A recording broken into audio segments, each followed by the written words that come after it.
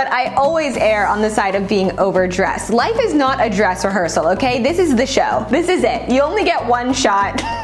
You only get one chance to live life, and I choose to live it in such a way that I want to present my best at all times if I can.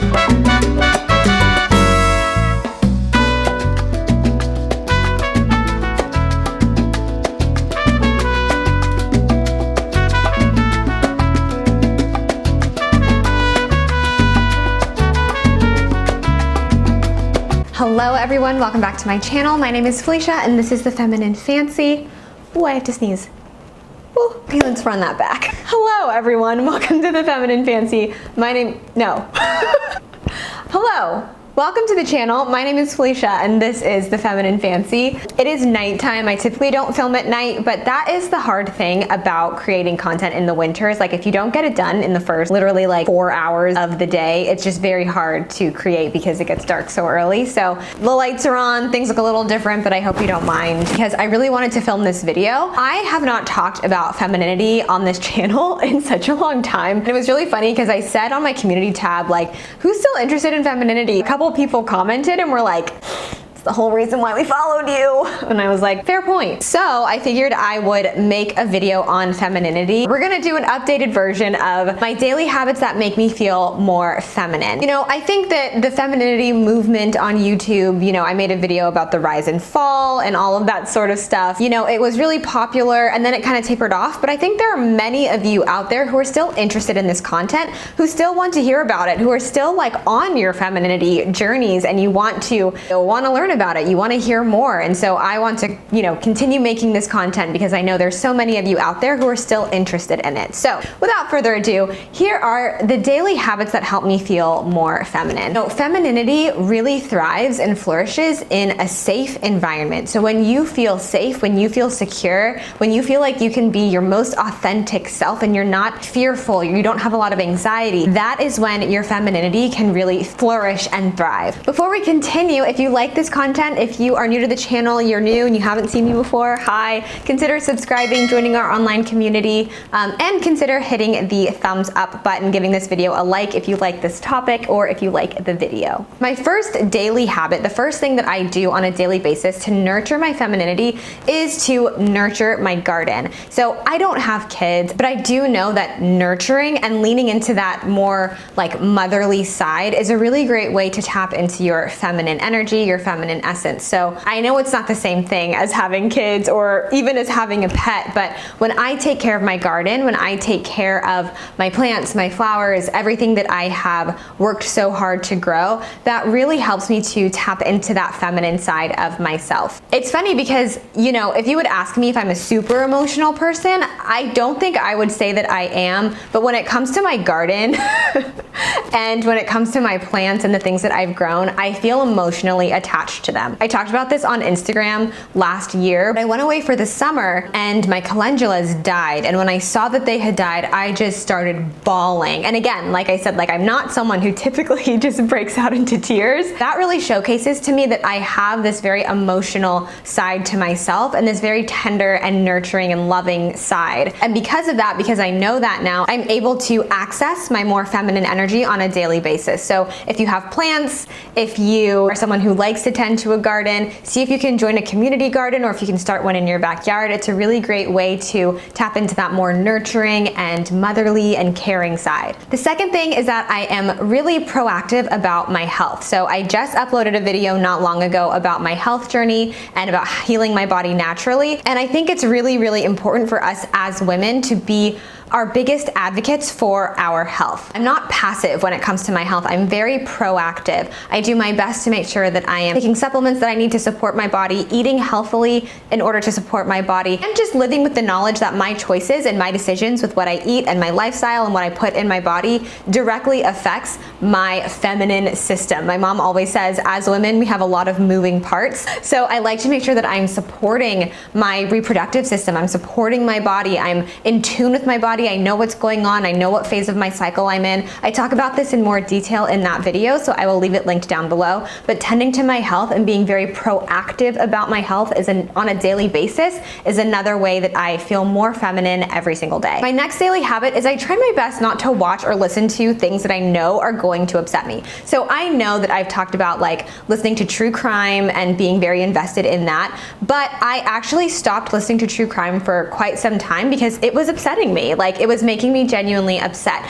And it's not, I don't think it's a smart idea to just hide yourself away and never know what's going on in the world. That's not what I'm suggesting, but I think that there is a balance between knowing what's going on and force feeding yourself information that, like, a lot of times you don't really know. I say this all the time. I really do think it rings true. There are some things that, like, I just don't think that we are meant to know. I don't think we're meant to know certain things, certain tragedies that go on around the world that if we didn't have access to technology and social media, we wouldn't even know about. Of course, like I said, it's important to be informed, and some things we actually genuinely do need to know, but a lot of the time we don't, and a lot of the time there's nothing we can do about it. It's very upsetting, and over time it can kind of harden you to the world and harden you to the people in your life. So I think it's important to have a good, delicate balance between being informed, knowing what's going on in the world, but also not being so inundated with information, with negative information,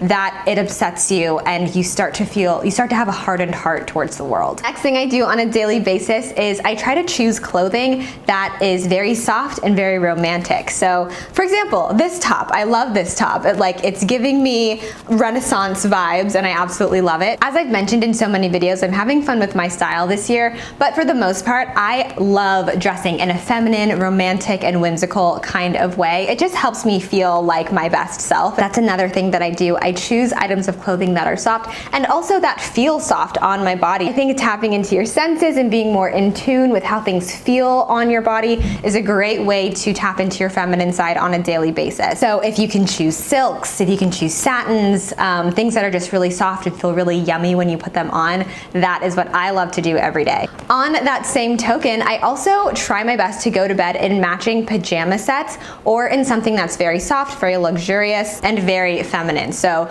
those baby dolls that you see at Victoria's Secret, or those very cute, like, pink frilly satin sets with like a tank top and shorts, that's my vibe. I'm going to bed in that pretty much every night because it just, I don't know, it helps me feel more put together at night as well, and I just love the feeling of it. There's something about romanticizing your evening, romanticizing going to bed at night, that makes you excited to go to bed and excited to wake up in the morning. If you want me to do a video on like romanticizing your evening routine, let me know, because I think that'd be a good topic for a video. But yeah, wearing matching sets, wearing satin, baby dolls, I have a lot of long nightgowns that I wear to sleep. Like, I actually do wear them to sleep. I don't just have them for, like, you know, for show. That's another way that I really feel feminine in the evening. Okay, the next thing, I've actually started doing this very recently, and that is I always spritz myself with my favorite perfume, regardless of if I'm just running out to run a quick errand or if my fiance and I are going out to dinner. There's just something about whiffing, like getting a good whiff of your favorite scent and knowing that, like, that's what you smell like and that's what people smell when they're around you. It just makes me feel amazing. It makes me feel so in tune with my feminine energy. My signature scent, well, it has changed. It used to be Enchanted from Bath & Body Works, which I talked about years ago, but they discontinued it. And then it turned into Miss Dior, and now it's one by Marc Jacobs, but I don't know the name of it. I kind of go back and forth between Marc Jacobs and Miss Dior. Regardless, having a signature scent is just that next level of femininity. I think it's sexy, I think it's very magnetic, and it really just draws people to you. Like, when you smell nice, people are drawn to you. So just a quick spritz, even if I'm just going to the grocery store, makes me feel super feminine, and I love it. The next thing I try to do a lot is give compliments super freely. So if I see someone who I think that their outfit looks amazing, or I love their glasses, or I love their makeup, I'm going to tell them. And I just think it's so important to spread that positivity positivity, spread that joy, and showcase that warmth and that light to people, even people you don't know. And it also helps you bond with other women. Like when you see a woman who you're inspired by or who you think is beautiful and you actually tell her, a lot of the time she's gonna come back and say something to you that's gonna make you feel great too. It's a really great exchange, and I'm a big believer in the strength and the power of female relationships. And when you go out of your way to compliment someone and to let them know that you think that they're like killing it, that's a great way to be in that feminine power and to acknowledge the power that we as women have when we uplift each other. I always err on the side of being overdressed rather than on the side of being underdressed in every area of my life. And there's so many times when people will say like, I didn't know you were gonna get so dressed up, or why are you so dressed up? And they'll get like genuinely upset with you for dressing up, even though you could genuinely just be wearing like jeans and a nice top and booties, and people will be like, why are you so dressed up? But I always err on the side of being overdressed. Life is not a dress rehearsal, okay? This is the show. This is it. You only get one shot. You only get one chance to live life, and I choose to live it in such a way that I want to present my best at all times if I can. In the wintertime, a great way to do this is by throwing in some color, because winter is very dark and a lot of the clothes are very dark around this season. So I have this fabulous blue coat that I've rented from Nuuly that I've been wearing all season long, and it's just helped me to feel more dressed up. It's just like that one level up from just wearing like a regular black coat to wearing something that feels more feminine, that's beautiful, that allows me to feel more dressed up and stay warm. So I always err on the side of being more dressed up than of being dressed down. I would much rather someone be upset with me for being overdressed than underdressed. Next, this is a fun one. I try my best to curl my hair every day because I just feel like curled hair, and right now it's kind of fallen. It was curled earlier, but it's been raining and whatever. I feel like curled hair on me, it just hits different. It's giving like elegant, dainty, feminine 1950s vibes. Like I love curling my hair. And if you guys haven't noticed, I've transitioned from a side part to a middle part just because I like having fun. I like having fun with my hairstyles, seeing what different styles look good on me, messing around with color, messing around with all sorts of different kinds of hair. I've had box braids, I have had passion twists, I wear my natural hair. I just like to have fun with my hair. But when it's in like this straight state, I try to wear it curled 24/7 because I just think it's just, I don't know, it just gives like that, it's just that, I don't know, like when I walk down the street and I see a woman whose hair is like curled, I'm like, oh, I'm here for this. Okay, two more. On YouTube, I feel like creators are constantly collaborating, they're constantly doing things together, but in the femininity realm, it feels like we're also in our own lanes, and so I try my best to engage with other femininity content creators very, very intentionally. I comment on their videos, I share my favorite content to my Instagram story. I'm constantly trying to uplift and showcase creators and femininity content that I really resonate with. And of course, I'm not gonna resonate with everyone, but the ones that I do and the content that I do really enjoy, I'm gonna be an active participant there. I'm going to do my best to uplift you because I'm a firm believer that like there's enough to go around. There's enough views, there's enough subscribers to go around. And I just think it's really important to be engaging with this content because not only is that going to show, the algorithms that people like it, it also helps me. I learn new things every time I watch a femininity video and every time I hear someone with a different perspective talking about something. So I love engaging with other content. I am not someone who thinks that there's not enough to go around. Like I think there's plenty to go around, and femininity content is some of my favorite content. I love listening to the ways that I can step into my feminine power, that I can be more myself, that I can feel more confident. I love all that stuff. I love all of that.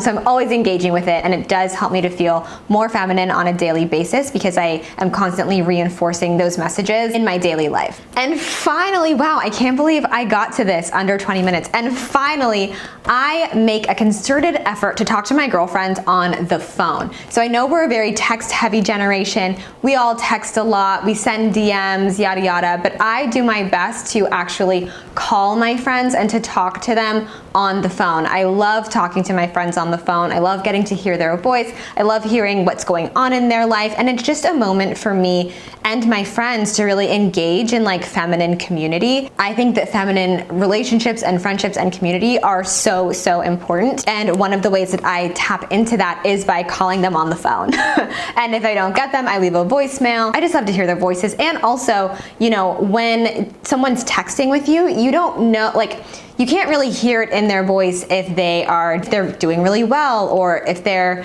you know, actually really sad or whatever. People might say like, oh, I'm fine via text, and you don't know what that sounds like. But when you can talk to someone over the phone, you can hear the intonations, you can hear how they're really doing. It makes you a more empathetic person. And it gives you an opportunity to have community and sit in relationship with your female friends. All right, that's it for this video. Like I said, I cannot believe I whipped those out so fast. I hope that you enjoyed this video. Please add your tips in the comments down below. Let me know what do you do that helps you feel the most feminine in your daily life. Also, leave a like on this video if you like this topic and you liked this discussion. You can find me on Instagram at _thefemininefancy_, and you can find me on my blog at thefemininefancy.com. Thank you guys so much for watching, and I will see you next time. Bye!